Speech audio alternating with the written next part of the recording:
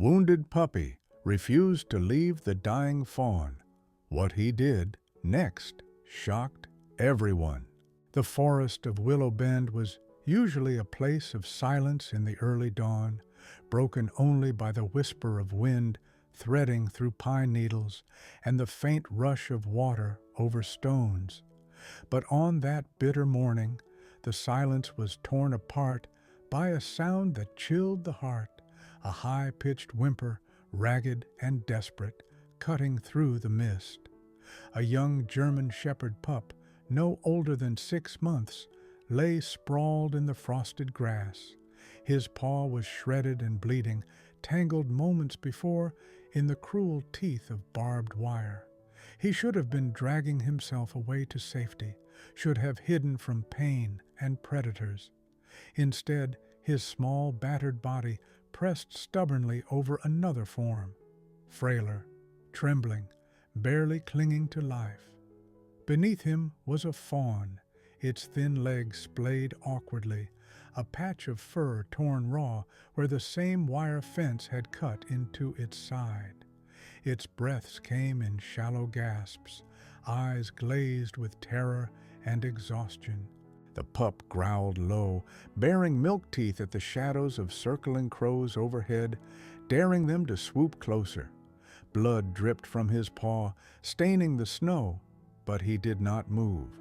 His flank rose and fell against the fawn's shivering body, trying to shield it from the cold. A truck rumbled faintly in the distance, the sound of human life waking beyond the tree line. The pup turned his head toward it, ears flicking, but made no attempt to leave. Every instinct should have driven him to run, to save himself from the scent of blood. Yet he stayed, nudging the fawn with his nose, whining in anguish as if begging it to hold on. When the footsteps of a young woman, Emily Harper, broke through the crunch of frozen underbrush, she froze in disbelief at the sight before her. A half-dead puppy, bleeding into the snow, standing guard over a dying fawn. And in that suspended breath of time, one thought seared itself into her mind. Why would a wounded puppy risk everything for a creature that wasn't even his own kind? What happened next would not only answer that question, but reveal a truth so powerful it would ripple through an entire town. Willow Bend was the kind of town people only noticed when they were passing through on the way to somewhere bigger. Nestled at the edge of Colorado's high country, its streets wound between sleepy diners, timber-framed houses, and a church bell that still rang each Sunday morning. Life here moved slowly, measured in harvest seasons and hunting trips, in the quiet dignity of people who knew every face they passed on Main Street. But the forest pressed close against the town like a secret. The trees were old, their trunks thick and dark, and the mist that rolled down each morning seemed to belong more to another world than to the human one. Emily Harper had returned to this world reluctantly. At 32, she carried the weary grace of a woman who had lived through too many storms for her age. Widowhood had come like a thief in the night, her husband, a volunteer firefighter, lost in a blaze that devoured half a canyon 3 years earlier. With her was Caleb, their only child, a boy of 10 who had once been bright and mischievous, but now often stared at the floor as if the weight of grief had bent his young shoulders. They had moved back into Emily's childhood home after the tragedy, a weathered farmhouse with peeling white paint and a porch that creaked under the strain of memory. Emily had learned to survive in routines, wake early, pack Caleb's lunch, substitute teach at the elementary school when called, and spend evenings mending old furniture she sold at the weekend market. Yet beneath her practical rhythm was a hollow space, a silence no task could fill. The day she found the puppy, she had not planned to go into the forest. Caleb's nightmares had returned the night before, and she sought a walk to clear her mind. The mist clung to her coat, chilling her skin as she followed the trail near Silver Brook.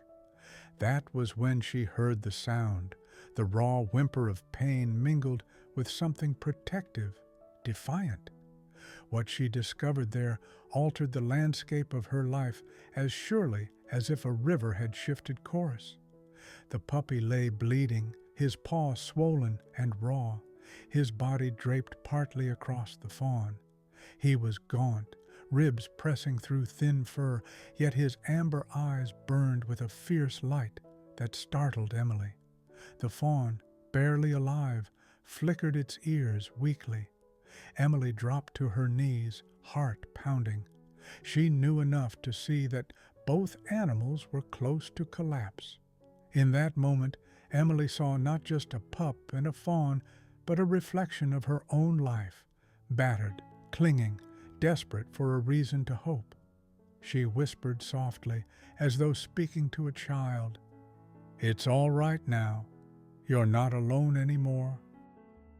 Later, when she carried the pup in her arms to the animal clinic, Caleb would stand at the door, wide-eyed, staring at the bundle of fur trembling against her chest.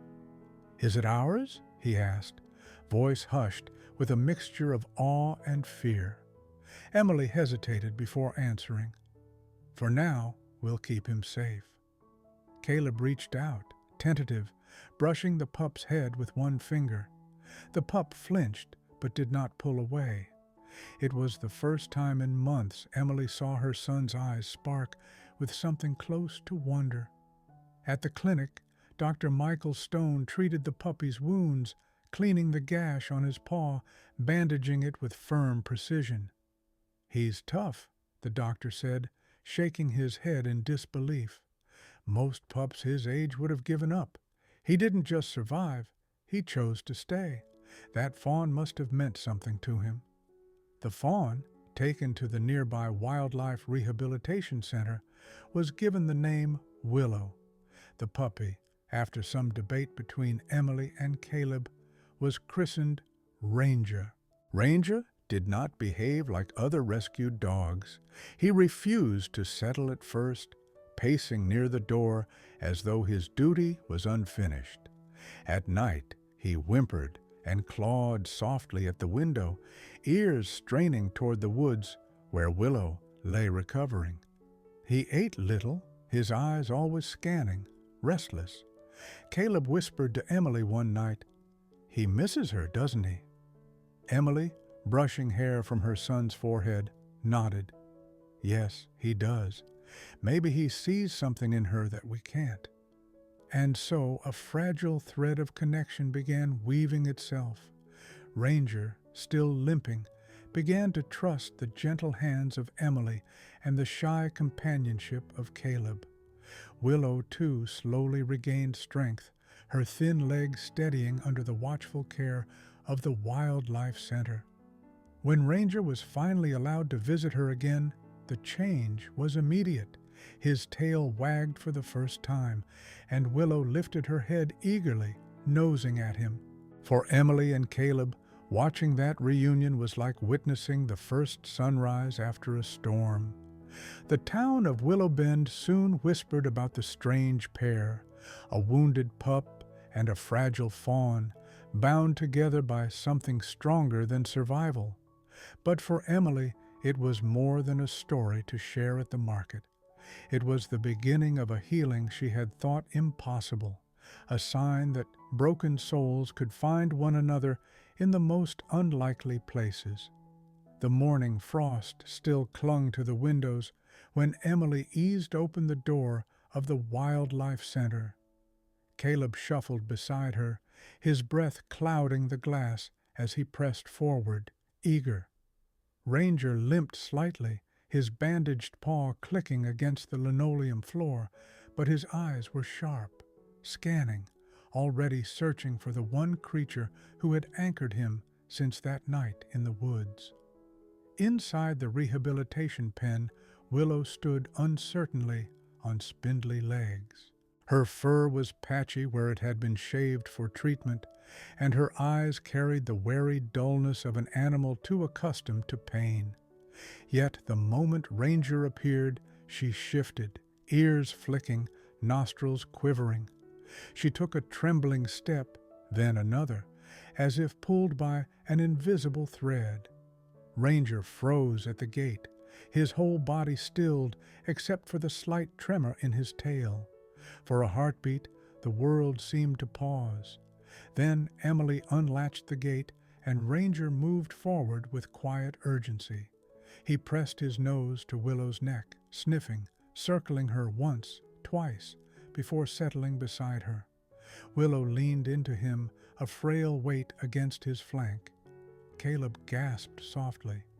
"He remembers her," he whispered. Emily's throat tightened. She had not expected the reunion to be so gentle, so sacred. Watching them, she realized this was no simple companionship. This was recognition, the kind that rose from shared suffering and silent promises. Over the next days, Ranger's visits became the turning point in Willow's recovery. When he was present, she ate more willingly, nibbling at clover and hay with a quiet determination. Without him, she sank into stillness, eyes dull, appetite fading. Dr. Stone shook his head in amazement. "I've seen animals bond before," he admitted, "but never like this. It's as though he won't let her give up." Caleb became Ranger's shadow, following him into the pen, brushing his coat, whispering encouragements as the pup limped beside him. At first, Caleb's words were halting, rusty from months of silence, but Ranger listened with the patience only animals possess. Slowly, the boy began to laugh again, small bursts, tentative but real, when Ranger pawed clumsily at his shoelaces or tilted his head at Caleb's riddles. Emily watched with cautious hope. She remembered nights when Caleb had woken screaming from dreams of fire, when he had curled into himself on the couch, unreachable. Now, here he was, kneeling in straw, telling secrets to a limping pup as though they had always been brothers. Yet Ranger's devotion was not limited to Caleb. Each time he lay beside Willow, he shielded her frail body with his own, curling around her like a sentry.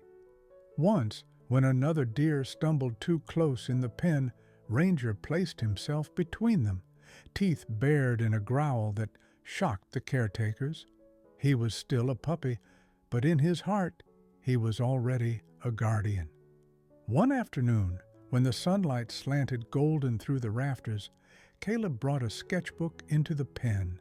Sitting cross-legged, he drew Ranger and Willow curled together. He labeled the page carefully, "Two Survivors." Emily found the drawing later, tucked under his pillow.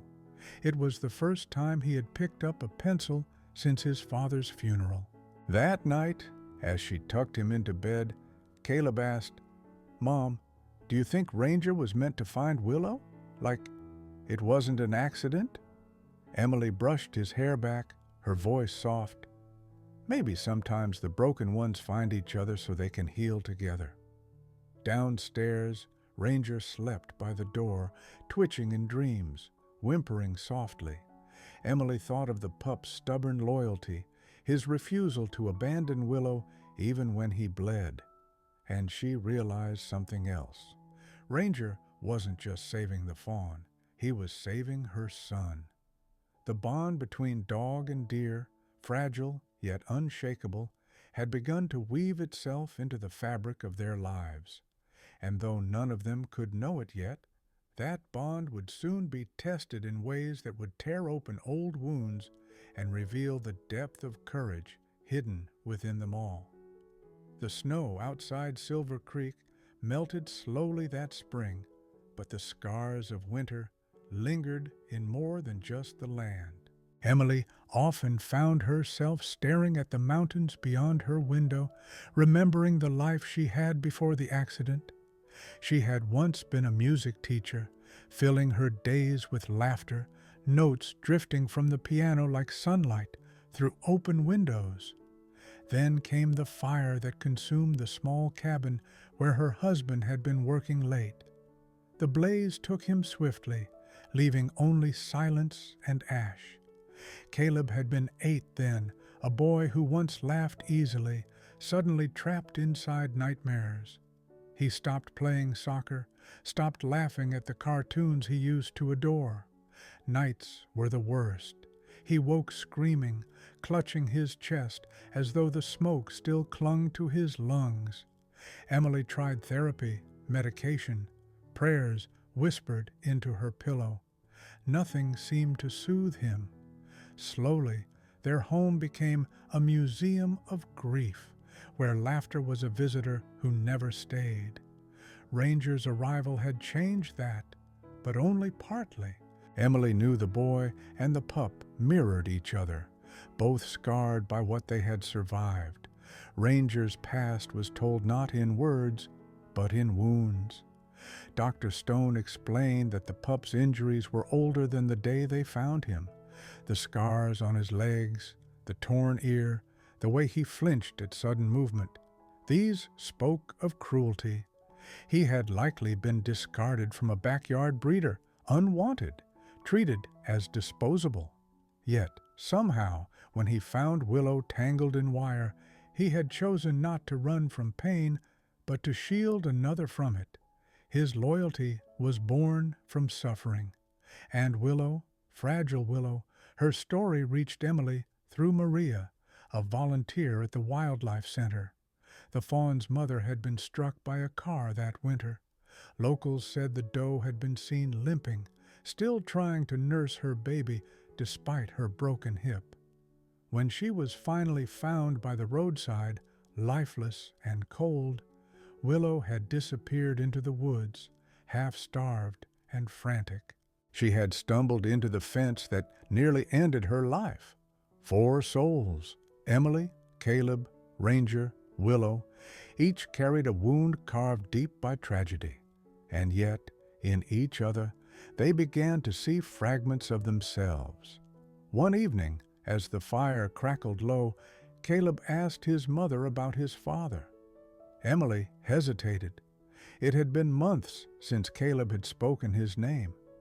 "Your dad," she began, "was the kind of man who always stopped to help, even if it meant being late.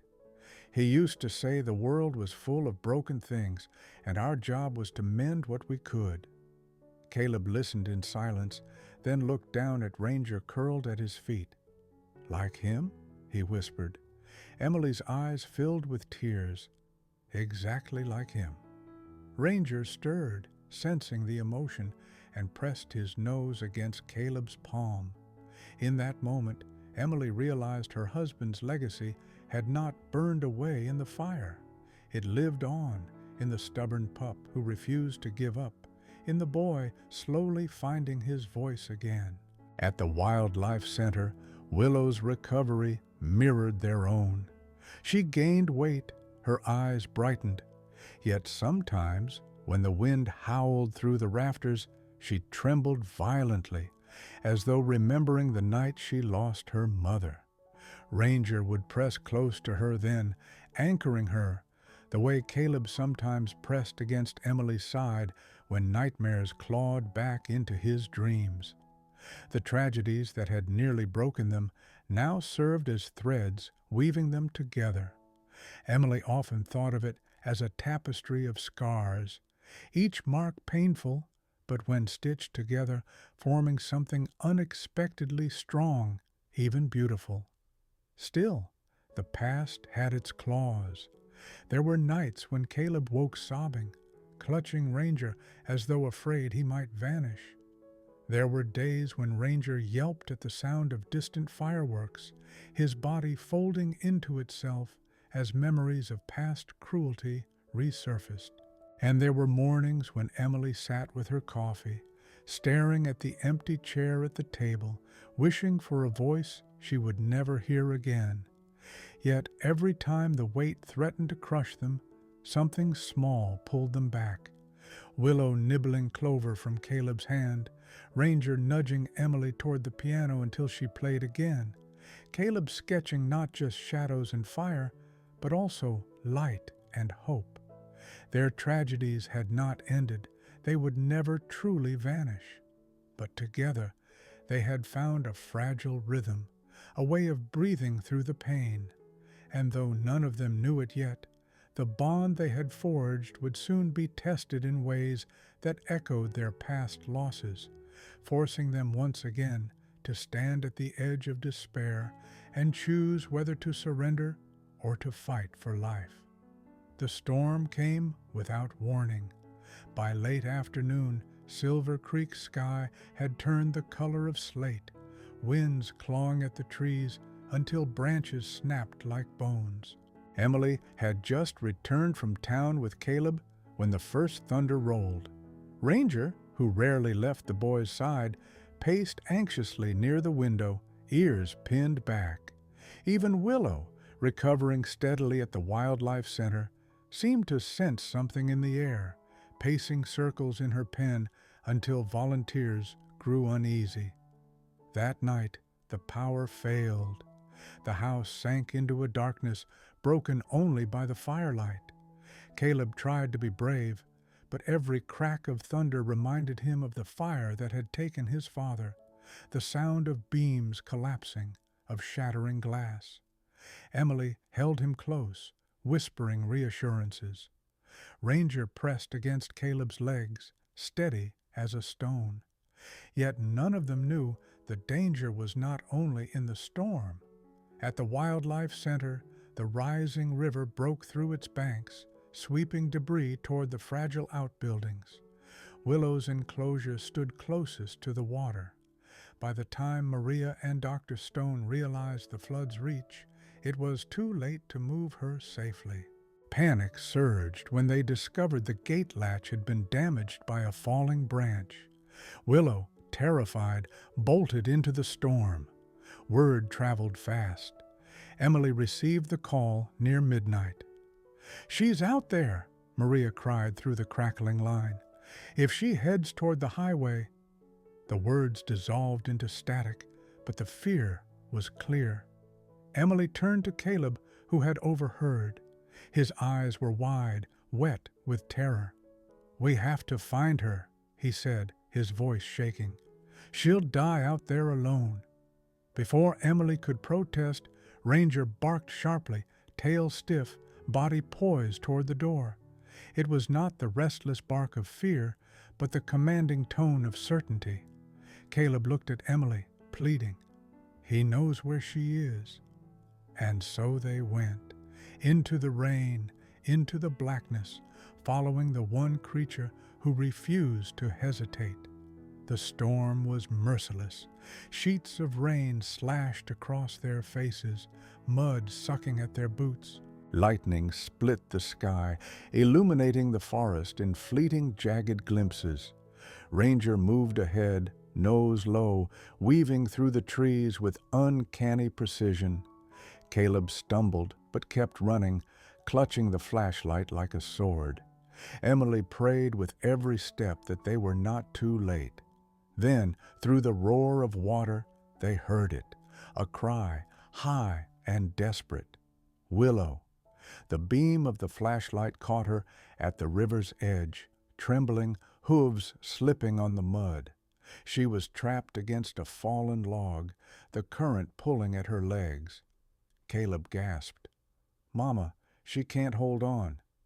Emily started forward, but the ground crumbled beneath her boots. The river had carved the earth hollow. One wrong step, and she would be dragged under. Her heart thundered in her chest. Before she could act, Ranger leapt. The pup, still limping slightly from old wounds, plunged through the mud with reckless resolve. He reached Willow and planted himself against the current, teeth gripping her scruff as though she were his litter mate. The river fought to pull them both away, but Ranger dug his paws deep, refusing to let go. "Hold on, boy," Emily shouted, terror and awe lacing her voice. Caleb sobbed, stretching his arms toward the trembling fawn. "Come on, Willow, please," Ranger barked once, sharp, commanding, as though urging Willow to fight. And somehow she did. Inch by inch, with Ranger bracing her, Willow scrambled onto firmer ground. Caleb darted forward, wrapping his small arms around her neck. Mud and rain smeared his face, but his smile broke through, fierce with relief. Emily waded in and dragged them both back to safety. By the time they collapsed beneath the trees, all three, boy, pup, and fawn, were soaked and shaking, but alive. The storm howled on, but in that fragile pocket of survival, Emily saw it clearly. The great danger was not just the river or the storm. It was the risk of losing the fragile hope they had fought so hard to rebuild. And thanks to Ranger's unyielding courage, that hope still lived. When the storm finally passed, the world felt broken. Trees lay splintered across the fields, the river had carved new scars through the valley, and the air was thick with the smell of wet earth and smoke from fallen power lines. But inside Emily's home, the truest battle had just begun. Willow was alive, but barely. Her sides heaved, ribs visible beneath the soaked fur. Caleb knelt beside her, stroking her neck, whispering through his tears, "Stay with us, please stay." Ranger pressed close too, his little body trembling not from cold, but from exhaustion. His paw, reopened from the night's desperate fight, left faint streaks of red across the floorboards. Emily moved quickly, heating blankets by the fire and calling Dr. Stone. Yet as she wrapped Willow, she noticed Ranger would not leave her side.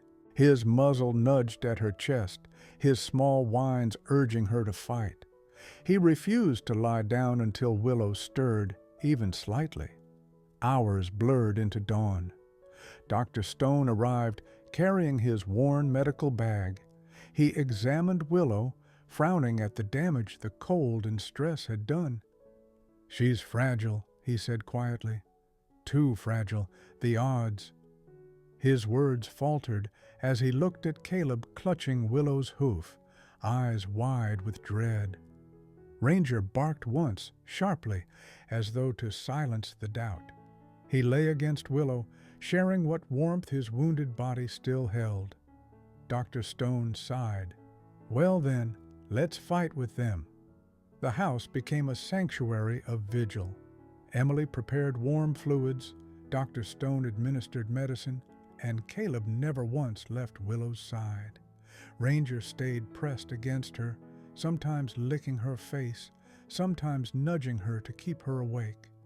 It was as if he had decided he would not let her slip away. Not now, not after everything. By midday, Willow stirred. Her eyes fluttered open, glassy but aware.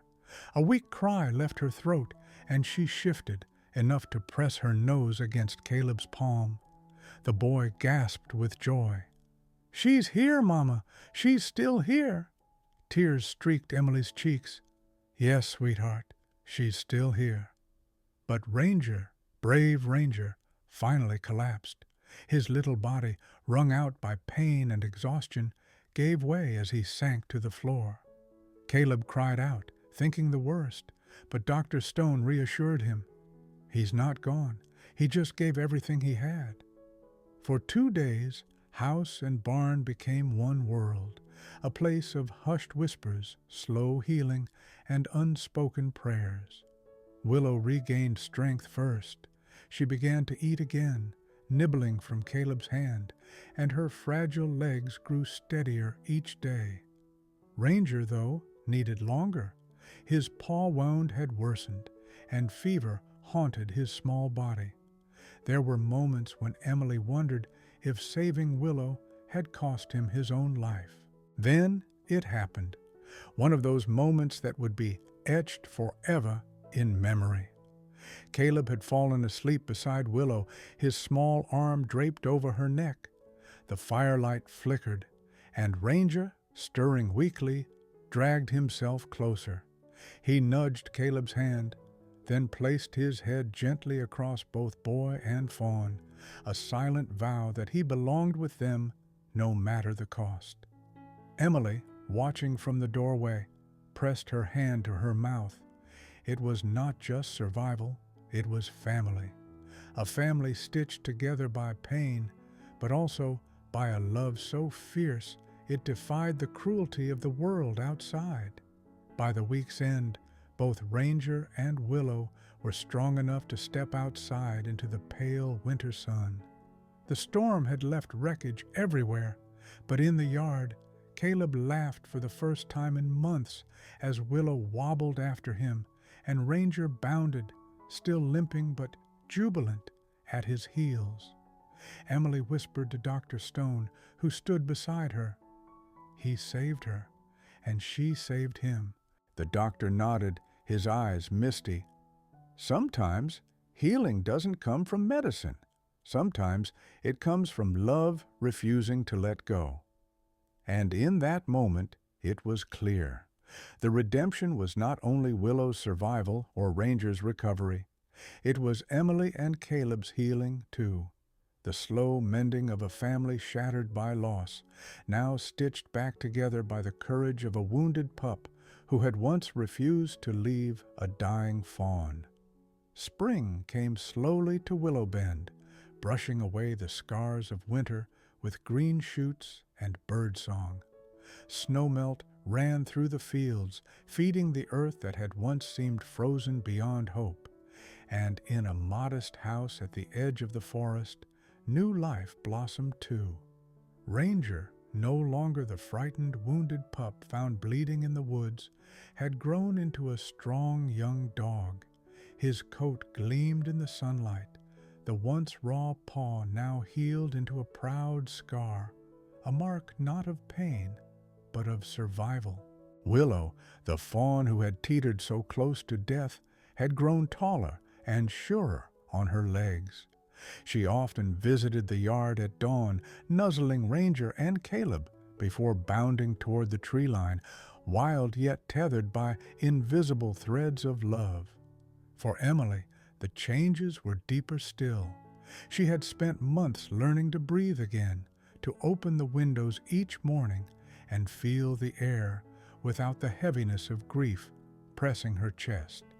Caleb's laughter, once a rare sound, now filled the home.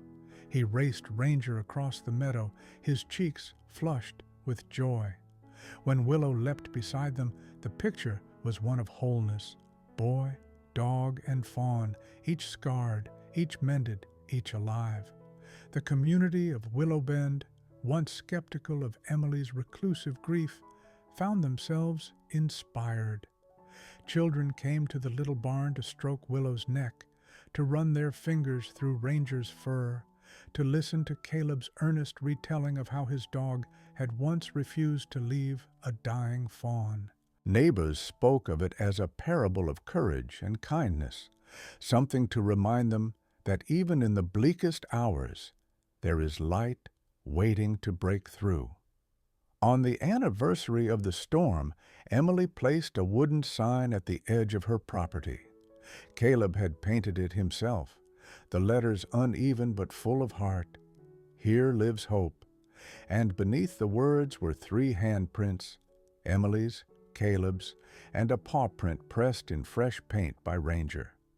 That night, as the sun set over the mountains, Ranger lay at Emily's feet while Caleb rested against her shoulder. Willow grazed at the edge of the field, lifting her head now and then to glance toward the house. Emily closed her eyes, feeling, for the first time in years, not broken, not lost, but whole. The story had begun with blood and fear, with a pup refusing to abandon a fading life.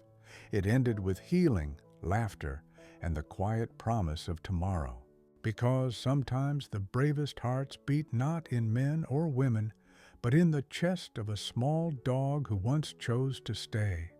And in that choice, he taught everyone around him that love, once given, can save more than lives. It can save souls.